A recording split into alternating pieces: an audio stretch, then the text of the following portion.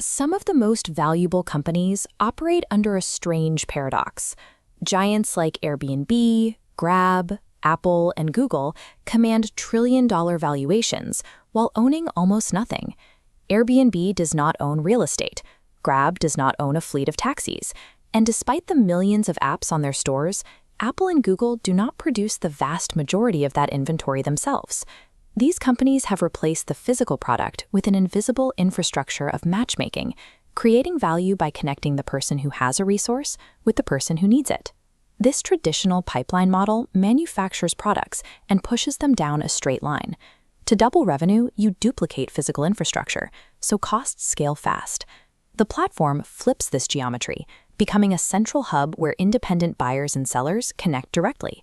Since the platform doesn't manufacture goods, the cost of adding one more user is practically zero. They don't scale by building capacity, they scale by facilitating connections. This model is protected by a self-sustaining mechanism known as network effects. It's the reason why, once a platform reaches a certain size, it becomes nearly impossible for a competitor to move in. Same-side network effects are easy to see in communication. A telephone is a useless piece of plastic if you're the only person who owns one. But as your friends and colleagues join the network, the value of your own phone increases automatically. The true growth engine, however, is the cross-side network effect. In a marketplace, as the number of sellers increases, the platform becomes more attractive to buyers. As the buyers flock in, even more sellers arrive to capture that demand, creating a loop that feeds itself. By focusing on this loop, a platform can achieve a speed of growth that a traditional manufacturing company simply cannot match. If platforms are so powerful, why do 90% of them disappear within their first month? They fail because of the chicken and egg problem.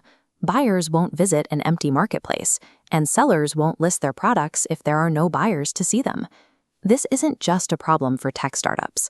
Take the case of a B2B machinery distributor that was struggling to sell more than 50 CNC machines a year. They noticed that while small shops couldn't afford new equipment, large factories had multi-million-dollar machines sitting idle between contracts. To solve the gridlock, they built a platform called Machinery Share. They bypassed the egg problem by offering their large existing clients free listings to rent out their idle machine time. Once they had a guaranteed supply of machine hours, small business demand surged. The cross-side network effect took hold, and the marketplace became the primary destination for manufacturing on demand. Within 2 years, the fees collected from matchmaking were generating more profit than the company's traditional manufacturing sales ever had. Building a platform is a challenge of ecosystem management. The software itself is merely the tool used to enforce the rules.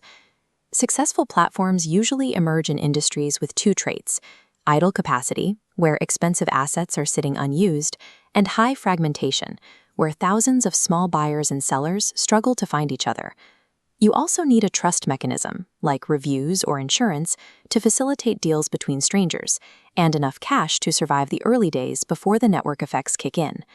But the biggest threat is disintermediation. Once you match a buyer and seller, they may try to deal directly with each other to avoid your fees.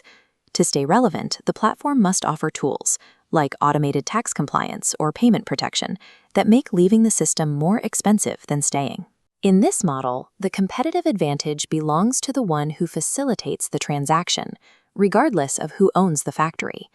By positioning as the connective tissue between supply and demand, these companies gain an influence impossible for a single manufacturer to reach. But how do you actually acquire those first users without going bankrupt in the process? In the next episode, we'll break down the freemium model and the hidden financial traps of giving your product away for free.